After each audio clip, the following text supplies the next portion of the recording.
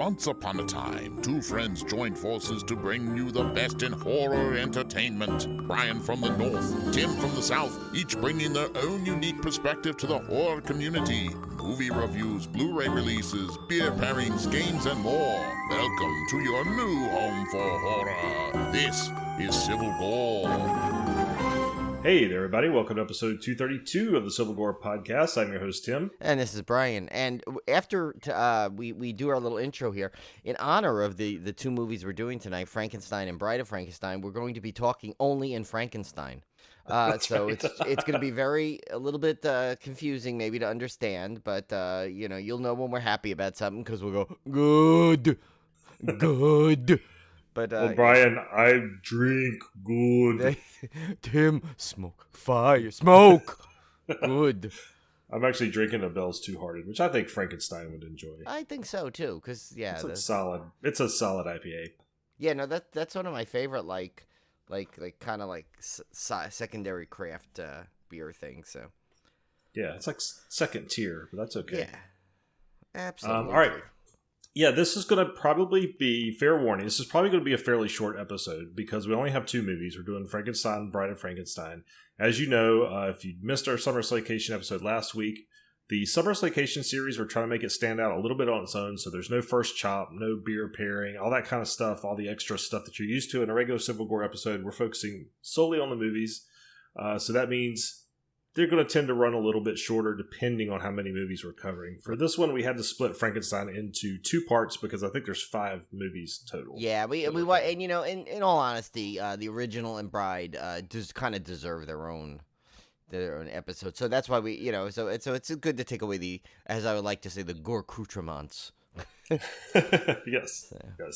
So I think this one will be a fairly short episode, but I hope it'll be an entertaining episode because I loved revisiting these movies. Yeah. I've seen Frankenstein and Bride of Frankenstein multiple times. I've probably seen Bride more than the original Frankenstein, honestly, because it's my favorite of the two.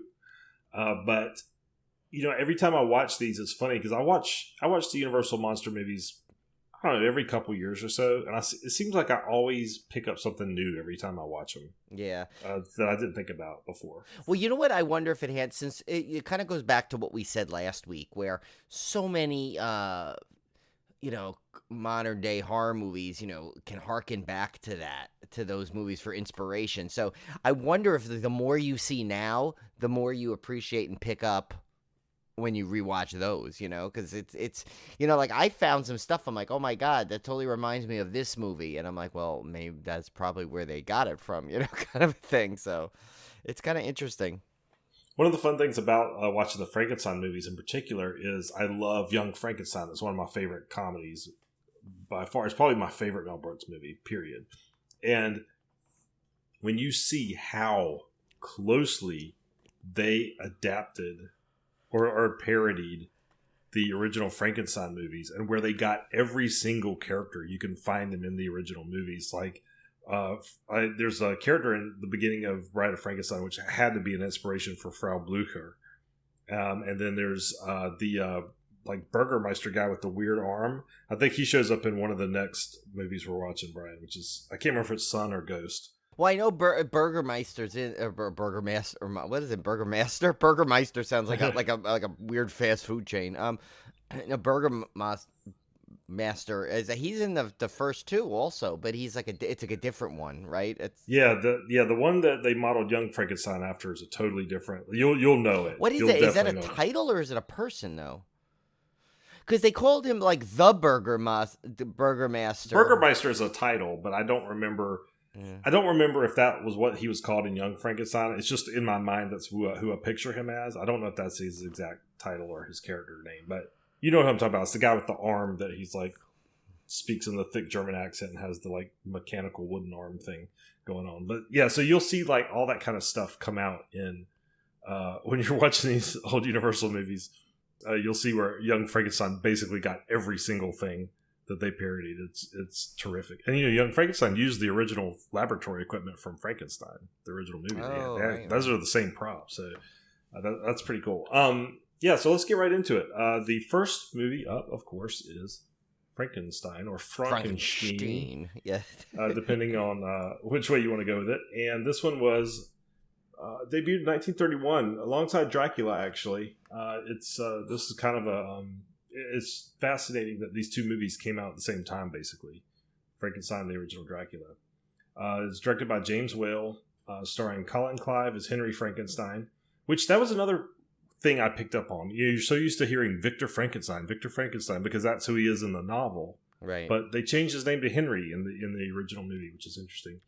Mae Clark is Elizabeth, John Bowles is Victor Moritz, Boris Karloff is the monster, uncredited at the beginning of the movie, by the way. He's just got a question mark. Yeah.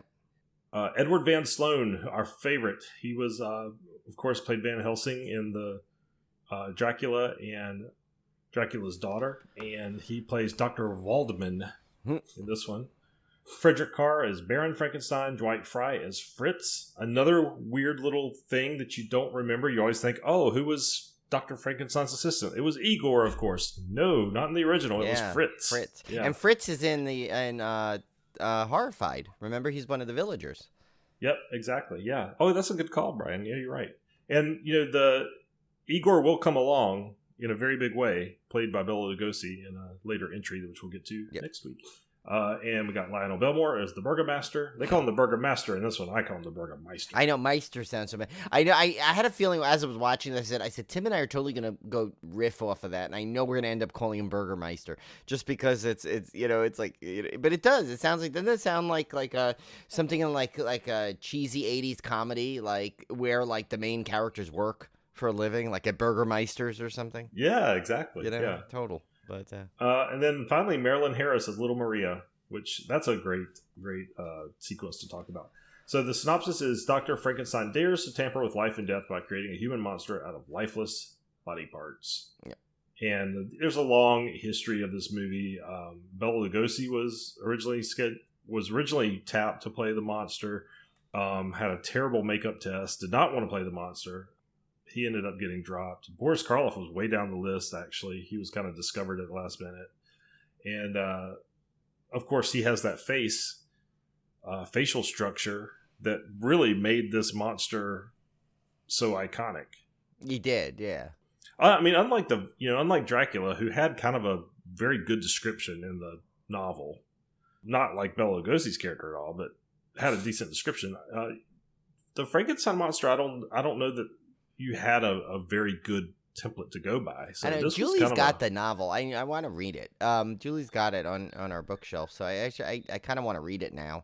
That's one I've always wanted to read, just never read it. But now I think I should read it now after seeing the movie so much. And I hadn't seen these in a while too, and I forgot how much I really liked. How much I liked them and how they were some of my favorites. So it's kind of fun. I read the novel many years ago. I think I've read it at least twice. It's really good, but it's also you realize, as with anything, how much the movies colored your perception of the characters. Yeah. Instead of what the original book was. And this one was kind of partially, I believe, also kind of partially based on the theatrical productions. So it wasn't completely taken from the novel either, just like Dracula. It was kind of based on the stage production as well. So you have kind of this amalgam of different creative input kind of adapting this story that ended up becoming pretty much the definitive version of the story after the movie became so classic. But I will have to say, watching this back, the makeup in this, and I know everybody thinks the Frankenstein makeup's awesome, but for a 1931 movie, I still think it's some of the best horror makeup ever put on film. Oh, yeah. Ever. I don't think it's ever, I'm struggling to think if it's ever been equaled. I mean, it is that, and it's not technical. This was 1931. I mean, they were literally using cotton balls to build his head up. I mean, it's crude makeup. I mean, they didn't have the latex molds and all that stuff like they do now. And the fact that they were able to pull that off, even just comparing these two movies, I think and we'll get to it in Bride of Frankenstein, because he gets a makeup upgrade. Yeah. In Bride, they started using rubber molds and stuff for his head instead of the cotton balls. I think the makeup in the original Frankenstein's even better than the Bride of Frankenstein, personally. Well, I prefer think maybe the roughness helps in the fact that Yeah. what this, it is. You're literally taking a dead guy and you're bringing him back to life. So he shouldn't be like have this like sheen and pristine makeup. It's Yes. like he should look rough. He should look kind of haggard. So yeah, I mean, yeah, it's good. And I think you're right though. Imagine like someone with a completely round head like playing Frankenstein. It's like you need that structure, like the facial structure, which kind of helps, I think. And between that and the combination of the makeup work made a really such an made that iconic Frankenstein look. So that everyone every Frankenstein whether you I think the De Niro version was a little they took a lot of liberties with the monster, but Hmm. but the thing is still it's if you look, the core is still there almost always. Yeah, and Boris Karloff had that. I watched that fantastic documentary about him that's on Shudder. So go watch that if you haven't had the chance. But he did all kinds of he had dental appliances he could take out to make his cheeks look more sunken. So he had all kinds of input into that as well. But one thing I was going to say is that it's funny that Dracula, as iconic as Bela Lugosi's Dracula was, there have been other iconic portrayals of Dracula. Like you have, I would say Christopher Lee's portrayal is pretty iconic, and I would say definitely Bram Stoker's Dracula. I even like Frank iconic. Langella's Dracula. Yeah, so I mean Gary Oldman and Bram Stoker's Dracula, I think, is a very iconic take on the character. But Frankenstein, I mean, for me, there is no other iconic representation of Frankenstein other than this one. And I know there's been plenty of Frankenstein movies, but none of those other portrayals of the monster have done anything for me. You know what I mean? Like, there's none that stick out in my mind. Like, I couldn't sit here and picture in my mind the makeup for those like I can for this one. So I think it's really cool that this movie that's almost 100 years old at this point was that iconic that it's never really been replicated, even somewhat. I mean, not even roughly. It's just crazy. But that's just a testament to how brilliant that. I mean, we almost forgot to, because there was also that other Frankenstein, the one that was, I think it was done on theater, right, where Benedict Cumberbatch played the creature as one of the. It was him as Johnny Lee Miller and Benedict Cumberbatch both played the creature. I guess they, depending on the performance, but yeah, this was in 2011. It's the National Theater Live performance of it. So wow, there's another, I would have loved to see that. Yeah, I think it's it's on. I was looking at IMDb because I was trying to check a fact and I stumbled upon this accidentally. I don't know where it's available though. It probably is. I'm sure it's available somewhere, but I mean, it's on IMDb, so it's got to be available in some form. So we'll have to look that up. I know there was a Frankenstein movie. I remember it coming on HBO back when I was a kid, and it scared the heck out of me. And I don't remember which one it was. I was trying to find it. I think Was it I, Frankenstein? No, I want to say it's I think it's this one. I just looked it up.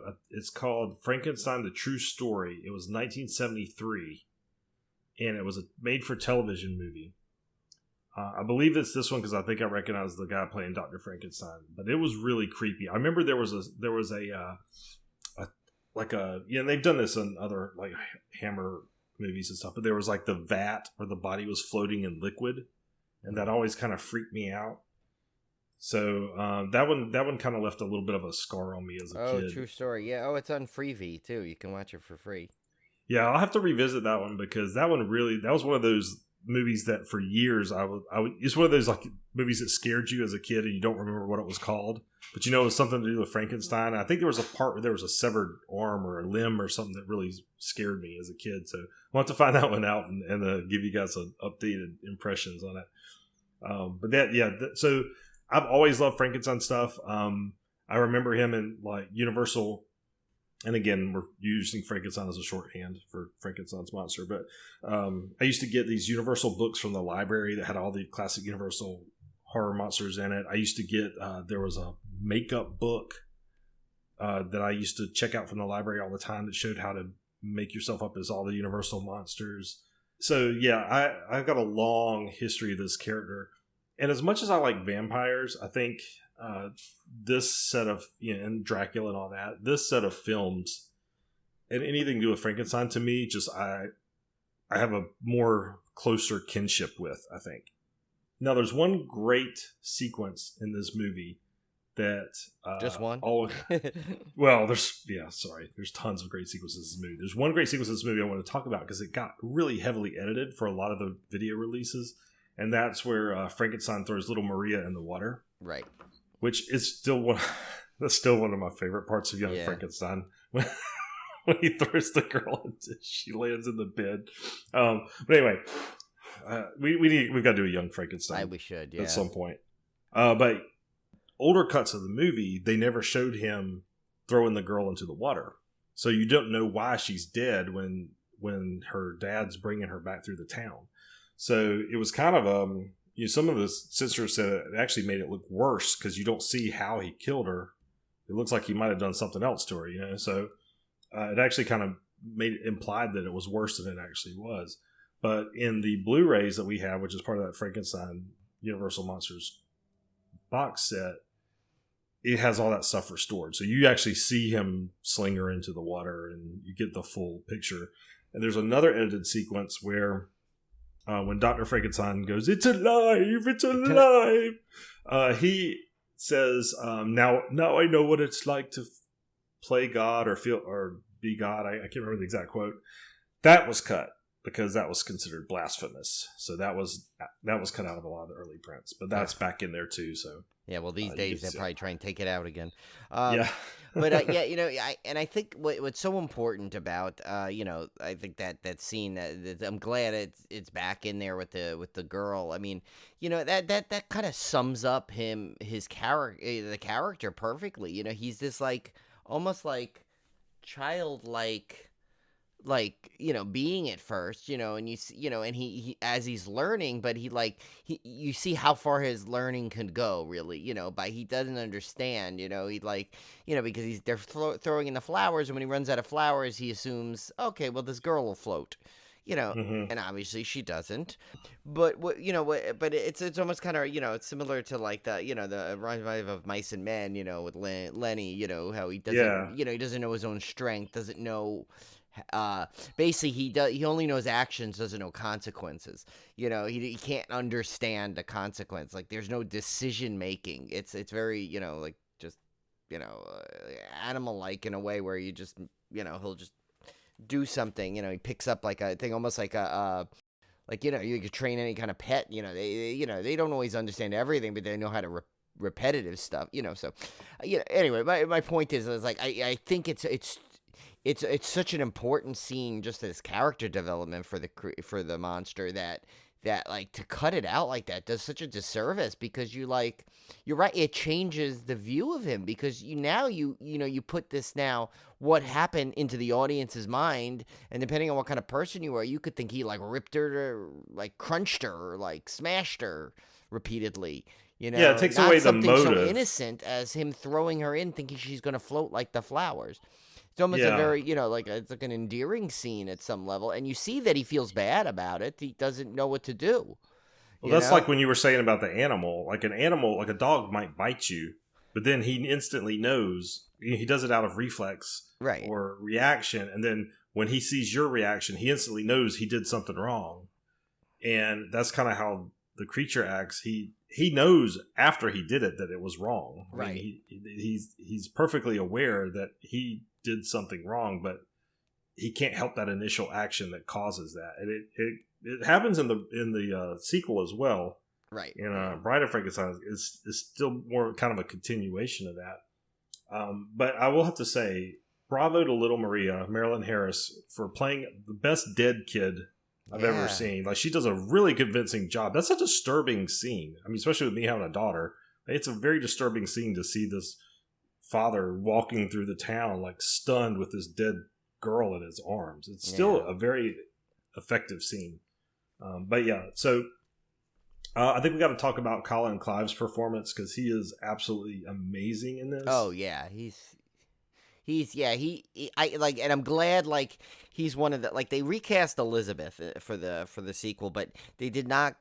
They kept, of course, Colin Clive came back, so that's good. They but did not recast her hair though. She's blonde in the first one and brunette in the second Yeah, one. yeah, they just kind of left her hair. I guess they're like, oh, they won't remember that piece, but yeah, no. So it's yeah, he is so good in it because he goes back from like all these emotions he gets from loving husband to maniacal scientist to regretful scientist, and I'm kind of blending the two movies now, going into two Mhm.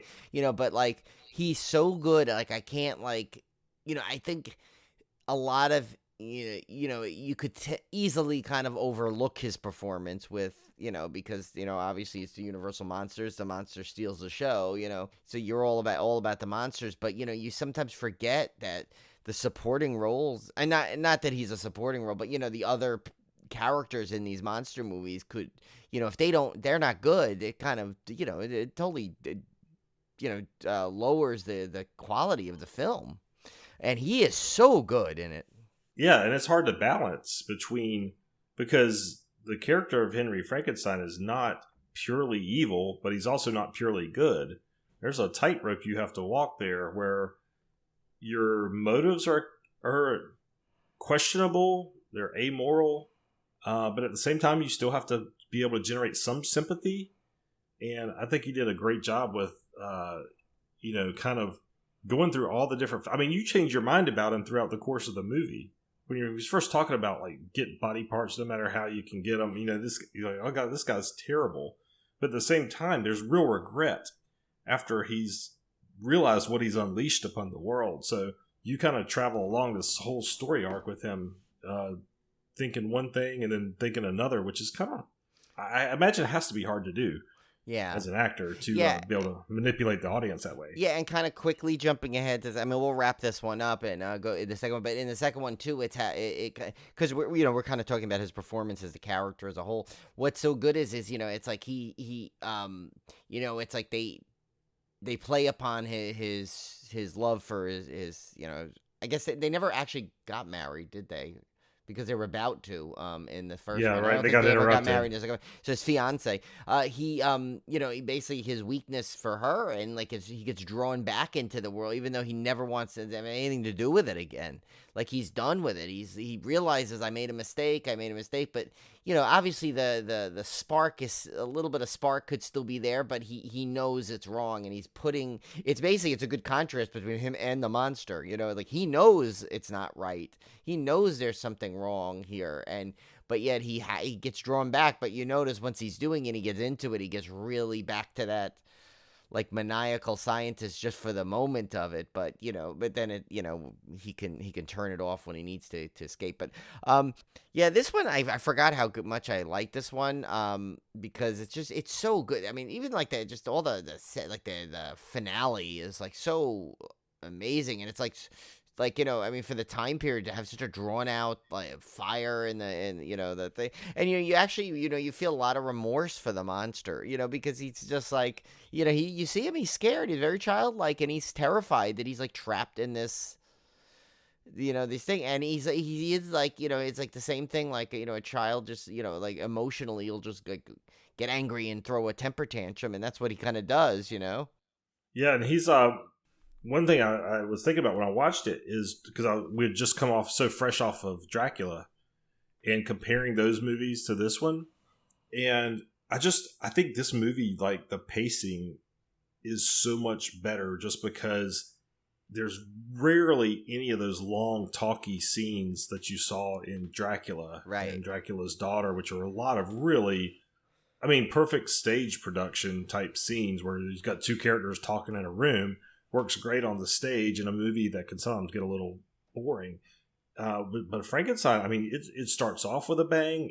There are a few sequences of some kind of talky parts, but most of it is really action sequence or suspense sequences, I would say. Yeah. Like, when they're trying to bring the monster to life and that kind of thing. Yeah, they use the dialogue, I mean, for what it needs to be to enhance the story and move it along and kind of know what you're doing. There's no superfluous dialogue sequences that really don't need to be there. Oh, and one correction. So I was the character in Young Frankenstein I was trying to think of that I kept calling the Burgermeister was Inspector Kemp, who was played by the brilliant Kenneth Mars. So that's who I was referring to in Young Frankenstein, Inspector Kemp character, which we'll see. You will know him when you see him in the future Frankenstein sequels we get to next week. But let's turn our attention to the sequel, which is the one I most want to talk about, Bride of Frankenstein, 1935, again directed by James Whale. Yeah, it's one of he's our first repeat director, and he actually went on to he did The Invisible Man in between too. So he was one of the few people, I guess, at Universal decided he wanted to make sure that he does a number of movies. Yeah, he also did The Old Dark House. Oh, right, yeah. So he did a number of really good movies for them. All right, so James Whale, of course, directed. Boris Karloff again as the monster, who went by Karloff. He was billed as Karloff at this point. Colin Clive again comes back as Henry Frankenstein. Valerie Hobson replaces Mae Clark as Elizabeth. We got Ernest Thesiger as Dr. Pretorius, who is brilliant. I love this guy. Yeah. Like, I absolutely love this guy. I love how, the best line in this whole movie is when he says something about using dead tissues. Oh, yeah. I love that. He's got such it's a prissy, just, I don't know, it's like this just total arrogant, prissy British guy. I love it. Elsa Lanchester, of course, is Mary Wollstonecraft Shelley in the intro of the movie, which is a really interesting intro.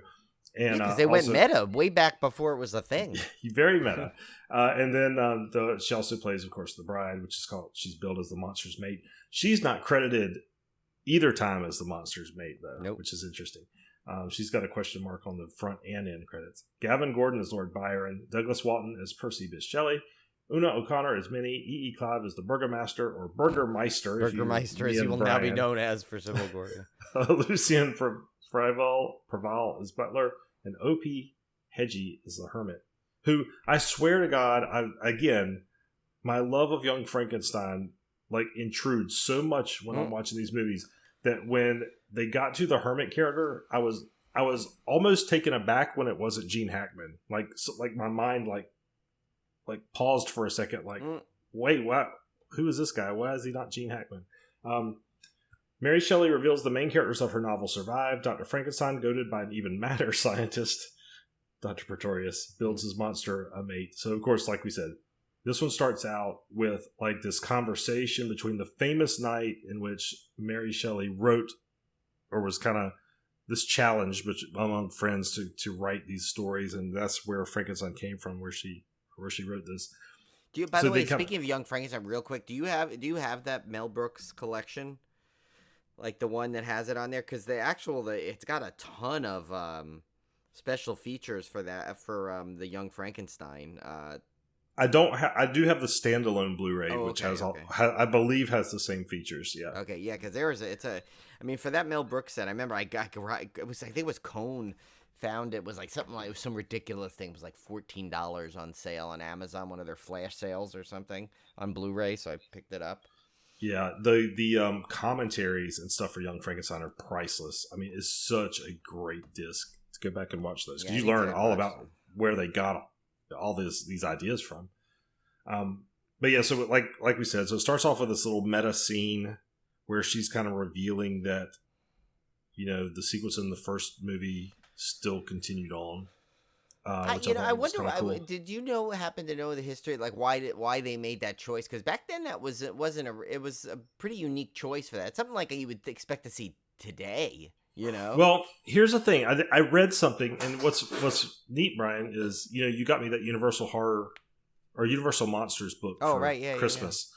That has all this. Well, when I was flipping through the book, I hadn't had a chance to read it yet, and I was like, you know what, I need to look at this book while we're doing these films, because there's probably stuff about these films in this book.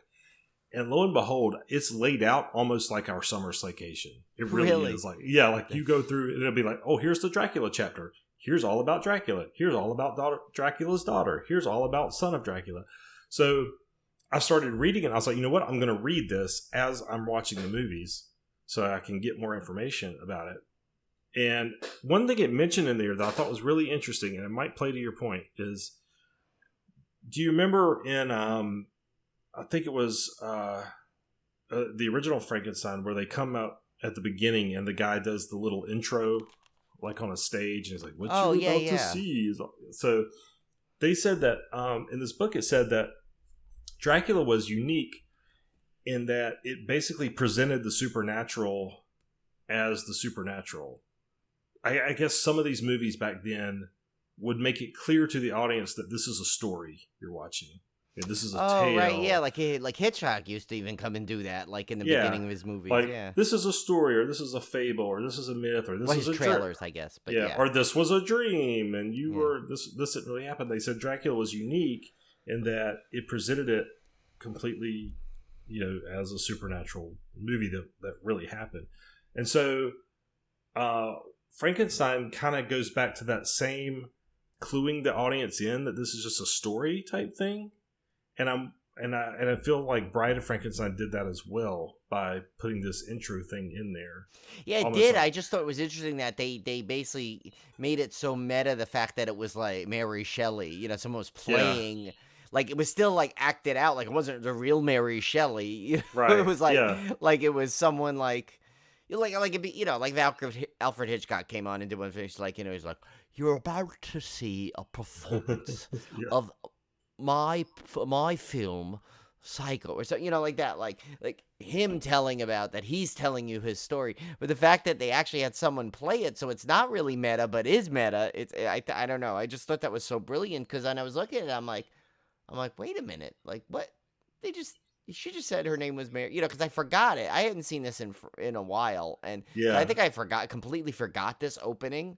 I just kind of, of course, when you don't see a movie, like, especially a Universal Monster movie in years, you remember more of the iconic scenes than like the first 35 seconds to a minute, kind of thing. So it's like, when they started the thing and they were like Mary Shelley, I'm like, wait a minute.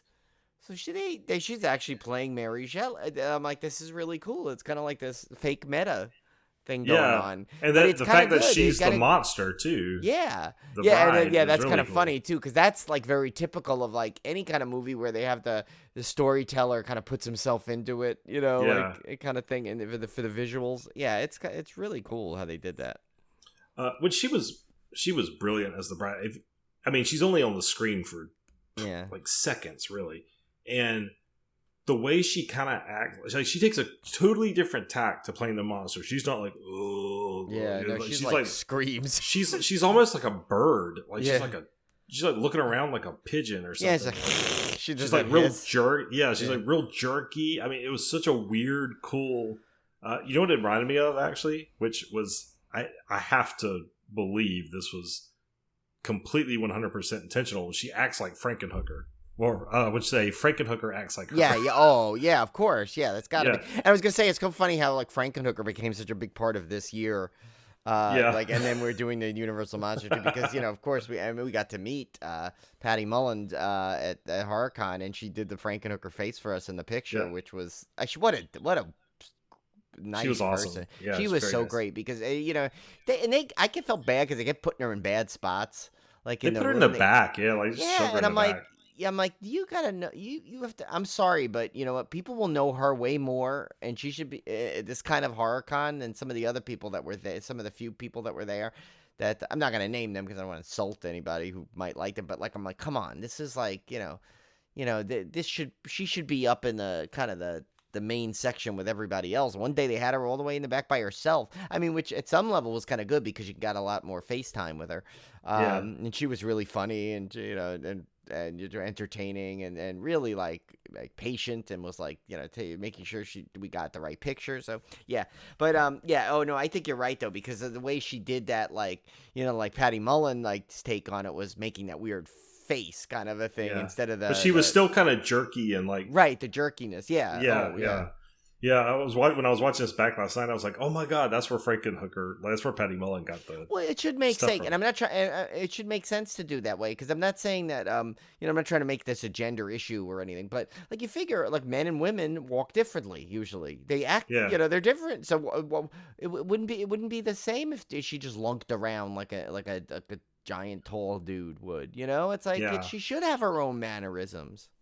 And funny enough that she gets like an equally iconic look that's never been replicated with the way they did her hair and everything, and the white lightning bolt going up her hair. I mean, just I don't know how it seems amazing in hindsight that you could have these movies create these iconic characters that would just last for 100 years. Yeah. Just developed out of the blue like this. It's just amazing to me. And it has never been topped or even equaled, especially Bride of Frankenstein. You don't see a lot of like Bride movies. I mean, if they do any kind of Frankenstein, it's going to be some take on the original, right? Well, I mean, they had that Sting one, The Bride, you know. Yeah, I mean, but they're few and far between, the actual Bride movies. I would that's love why I was glad they did the Bride of Frankenstein, like that house at Universal. They gave it her own house, and it was kind of like a different story, though, to it. Like, it was a little different, you know, like more of an original story. That was cool. That was really, really cool. But this movie has a lot of stuff in it that,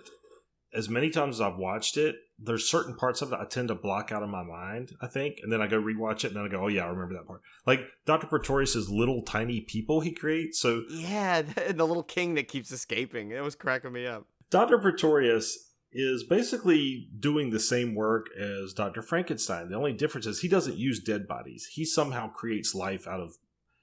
basically, if you've heard of the term homunculi, which are like growing humans, you're creating life out of nothing. So he's doing that. Well, he's got, to me, it's a little silly, and I think it's why I kind of always block it out of my mind, but he's created these little people that somehow, I guess he made their little clothes and little furniture and everything, but he's got a little king, he's got a little queen, he's got a little ballerina, he's got a little why didn't mermaid. he go like the royal family, though? That was kind of like weird. It was so weird. And then they're talking like... beep, beep, beep, beep, beep, beep. But what's weird is they didn't have any kind of jerky motions and everything, so why didn't he just do that for like the Bride, you know, at some level, like just make everything bigger? I mean, that's right, yeah. I don't know why he had to make it do the whole thing with Frankenstein. Like, I don't think he really needed... Like, he almost didn't need Frankenstein to do what he was going to do. It's really a strange sequence. The only thing I think of is, I'm guessing, obviously they had to show him doing some other kind of similar line of work, but I think it was also kind of a special effects type show-off thing. Yeah, like, oh, look, we could make little people. Like, yeah, because I'm sure that was fairly new back then. I thought that was probably just like a special effects showcase. I mean, today I find it kind of cringy. I mean, it's funny. There's a lot of... You feel like in this movie that James Whale was kind of able to let his hair down a little bit and kind of do some... You probably had the clout to do a little bit more crazy stuff. Well, I mean, yeah, if the fact back then, remember how we mentioned last week where, you just got hired as a director. Like, the fact that, like, they had now brought him back a third time for, like, a major Universal monster picture. That says something. Like, they knew they had something with him. So, like, you're right. He probably had a little bit of cachet, to go around there with what he was able to do. Like, unlike, like, if they brought in, like, a brand new director, they might have, like, kind of harnessed him a bit more. But I will say, when I was watching this back, this, to me, is about as perfect a sequel as you can get. I recently watched Top Gun Maverick. And to me, that was one of the most perfect sequels I've ever seen. And there's a lot of things, common threads. Don't ask me how I'm relating Bride of Frankenstein to Top Gun, but I'm getting ready to do it. Yeah, I mean, you did that with City Slickers and... what was the other one you mixed with City Slickers? I can't remember now, but yeah. I think it was a Slaycation time, too, wasn't it? It probably was. And it was probably talking about sequels. But yeah, to me, a great sequel... doesn't have to be a perfect sequel, but a great sequel, even a good sequel, you have to do a perfect balance of several components. One component is you have to bring back enough familiarity from the original movie that the audience feels comfortable. So in this movie, you still have Dr. Frankenstein trying to create a monster. So you still got that whole thing. You still got the monster on the loose, rampaging, terrorizing people, but it's not an exact clone. You have to be careful. You don't want to do an exact copy, but you got to have enough of those elements in there. The other thing you have to have is you have to have a continuing character story arc. So the characters from the first movie have to continue to grow and change. And I think you really get that in this movie because I saw it referenced in the book I was reading that Frankenstein is like a child in the first movie and he's like a rebellious teenager in the second movie because he's like trying to drink and smoke and stuff. And I think that's true too. He learns how to talk. Yeah. He learns how to talk. So you could definitely see his advancement, and then you see Dr. Frankenstein, which you alluded to earlier, where his advancement of where he goes through this big bout of regret over what he's done, and then he gets sucked back into this by Dr. Pretorius. So there's a huge character arc there. Well, it's almost blackmail what he gets. They basically kidnap his fiance, but still, it's like he's, even then he's like so willing not to he wants to he's like half-heartedly doing it, but then he kind of, it's interesting to see how he just gets so into it. Once he gets buried in there, it's like the original version of him pops back out again, just enough to complete. By the end, he's into it again. Yeah. And then the third element I think you have to have is and this is true of, I think this is a universal truth of sequels, is they have to be bigger and better. So you got to have more locations, and you got to have more action, and then Bride of Frankenstein really does that very well. There's a lot. This is an hour and 14-minute movie. There's a lot of scenes packed into this movie. There's a lot of stuff. You got the whole, kind of divided up. You have the whole great windmill sequence at the beginning where Frankenstein basically gets out of the situation he was in. So you find out he collapsed into this underground cavern that had water in it. That's how he escaped the fire. Which, let me tell you, are these sequences, right? This is almost, basically, other movies have taken any kind of slasher film, basically took from this, where it's looks like the guy is dead, there's no escape, and then when they show you the continuation of it, there's either they come out of they fall out of something, or they snuck out at the last minute. And Halloween 5 stole this entire thing, if you think about it. Yes, yep, you're exactly right. Look at that. They took it where he came down and he was in the water, and he came out and he wandered into a shack of an old hermit. In this one, he didn't kill the hermit. He actually befriended the hermit, and but odds are he might have accidentally killed him. Yeah, if they didn't pull the hermit out of the shack, he might have accidentally killed him. You're exactly right. But I was when I was watching this, I'm like, oh my God, literally. Okay, well, we know Jason lives, stole from Frankenstein by getting electrocuted, and he comes alive. Yeah. The Halloween 5 completely stole this opening. Essentially. They really did. Bride of Frankenstein. So, and I'm okay with it, because we said, it's when you have, these movies have and I even said it. I said it's influenced movies you wouldn't necessarily think would have any comparison to. But you think about it, a lot of the slashers kind of have the mindset of, almost of Frankenstein a little bit.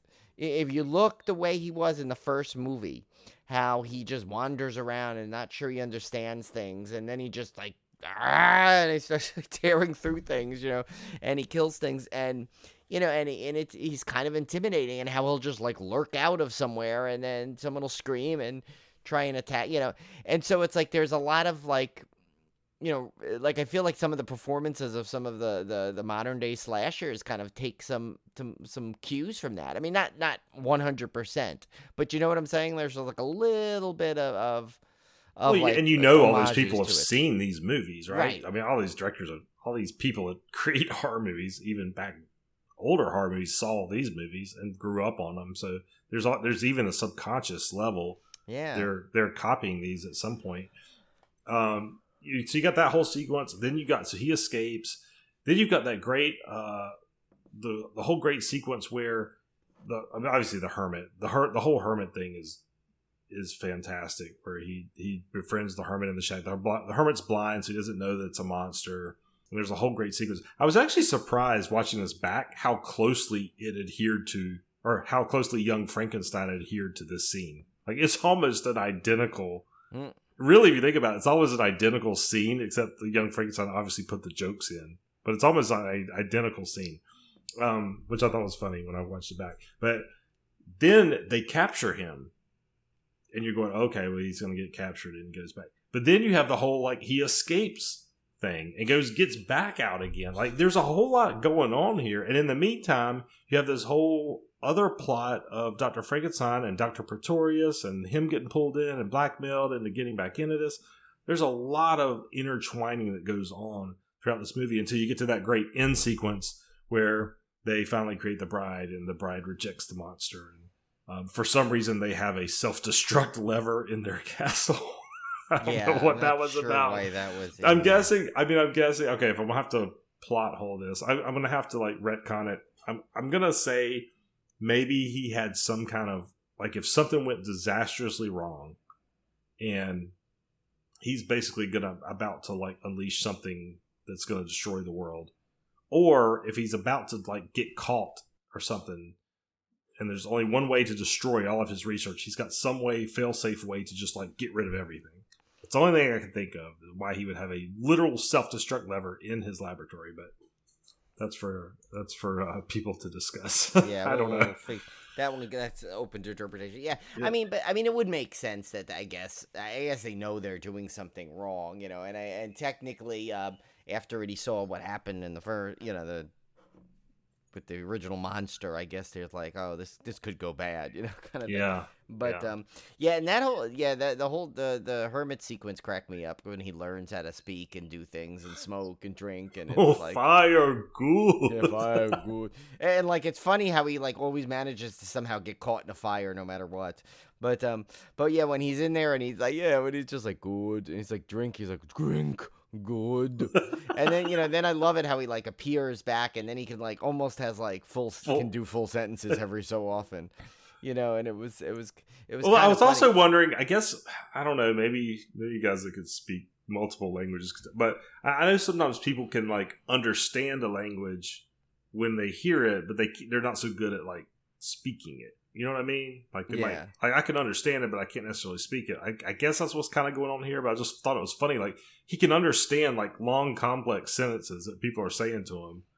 Like, here, put your hand on my shoulder, and blah, blah, blah. And he's like, oh, if you understand me. He can understand all that, but then all he can say is, like, drink. Well, yeah, because I think it probably works, and to just compare it from my own experience, to compare it to like, you know, like a dog specifically. So they say a dog can probably understand. They said you know, an average dog can understand about 250 words, right? They don't understand it in the sentences. So you could say a whole sentence and it looks like the dogs completely understand, but all they heard was that. Like when Obi was running around earlier, I said something like I said, oh, Obi, we're going to have to give you a treat to calm you down. And as soon as he heard the word treat, his head popped up, boom, bolted out, ran over to where he knows the treats are. So he only understood treat. He didn't understand the entire dialogue I was saying, but he understood. He's probably just ignoring that whole Right. He doesn't even pay that. Like, there are certain words that he knows. He knows, you know, he knows mommy, he knows daddy, he knows, you know, go out, go potty. You know, he knows the basic stuff like that. He knows treat.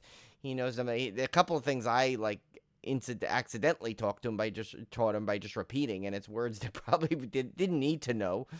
I forgot it's something outside or something he learned like for a while. Like if he know, like this one, it's kind of cute. It's an incidental thing I taught him, but like the leash we have is kind of on the long side, and he walks so fast sometimes, and he goes so erratic that sometimes he'll get the leash caught under his foot. So if I go down, Obi, you're stuck, and I go to bend down, he lifts his leg up so I can pull the leash out. Like, he's smart enough, he knows stuck, he knows what that means, so he lifts his leg so I can pull the thing. So it's like, yeah, I mean, he obviously doesn't know the entire sentence, he knows the words. So I think that's probably explains Frankenstein a little bit. You know, he kind of, you know, he knows, you know, he knows the words, he knows enough. You know, I mean, it seems like he learned really quickly.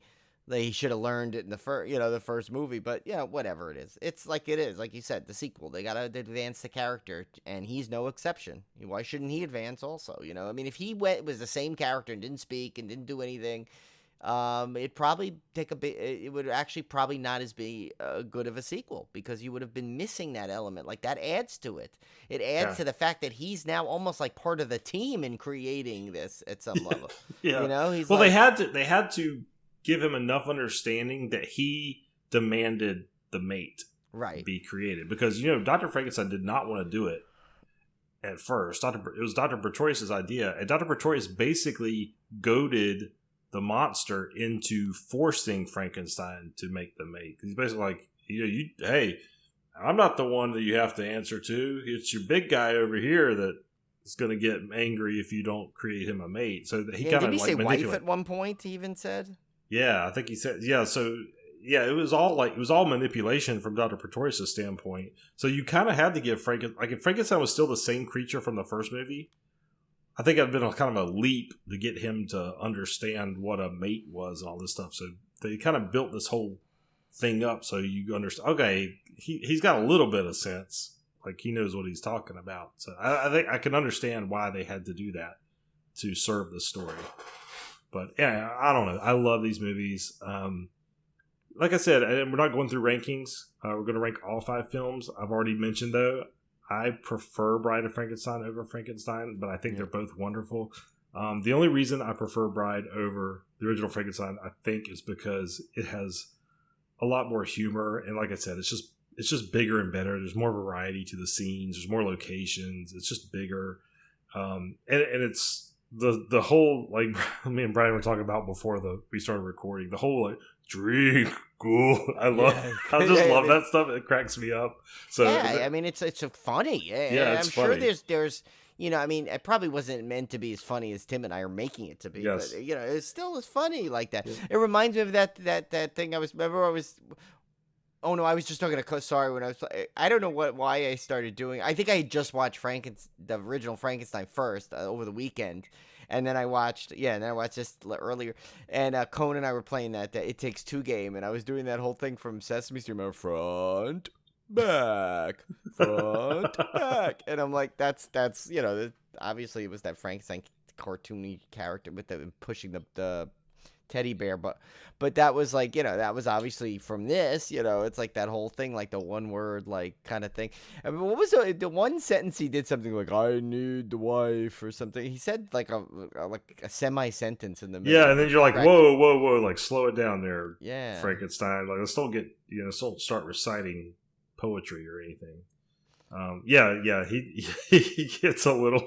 He starts getting a little. There's a couple occasions where he seems to be getting a little slightly out of character, but it's all good. Well, like, and what I liked is, I mean, like, of course, obviously, if you haven't seen this now, I'm sorry if I'm about to spoil this. Movie's only almost close to 100 years old, so it's your own fault. Yes. But like, I love the part at the end how like really he go, it's about like before they hit that self-destruct, and he looks at Henry Frankenstein, and he's kind of like he realizes he's evolved enough to know that this guy did him a solid.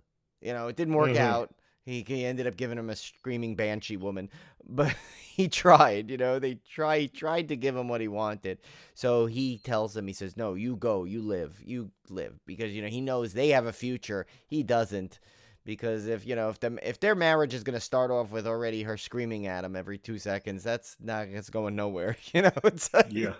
So he kind of like, and it's kind of, it's kind of, it's funny to see like a movie literally where like you could never, I don't think you'd ever be able to quite pull this off today. That type of movie where literally the title character is only in it for like less than 5 minutes towards the end, and it's like, I know, it's crazy. It is crazy. But it works because back then, it was like, that was the right title for this movie because the whole movie is working towards getting him a bride.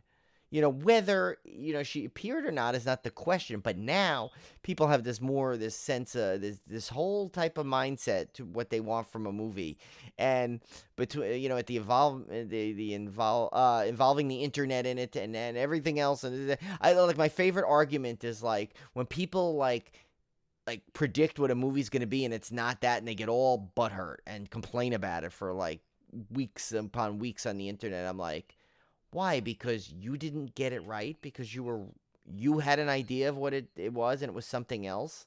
That makes it bad? It's like, yeah. I never understood that. And so it's like, these days people will nip it. I mean, all you got to do is look at one Star Wars forum topic and forget it. You want to you're like, and these people are so-called fans. I'm like, I don't understand it. They don't like anything. And it's like, I mean, I know you were kind of disappointed with the sequels, the sequel trilogy, but you didn't go around bashing every single thing for like every criticism on it, like it's like no, I mean, so upset about everything. Like it was like there was a personal insult to them that they didn't go the way they wanted it. I think fair criticism is within the context of the movies, like you were saying. Like if I'm going to criticize the Star Wars the newer Star Wars trilogy, I need to criticize it because, okay, this movie was not consistent with this movie. I'm criticizing within the trilogy itself. I'm not criticizing it because I thought it should be this and it wasn't, like you were saying. Like, because no movie, you can't expect, nobody creating a movie can have the expectation that they're going to create the movie that 50 million people want to see. You know, they got to create something and hope people like it. So I think fair criticism is when you're criticizing within the boundary. There's a boundary there that you have to abide by. But yeah, I get what you're saying. I did want to give us a preview of next week because these are really interesting. We are doing, I think we're saving Frankenstein Meets the Wolfman for our Wolfman series. Yeah, he's in that. That's going in the werewolf series. So the next three movies we're doing are Son of Frankenstein, Ghost of Frankenstein, and House of Frankenstein.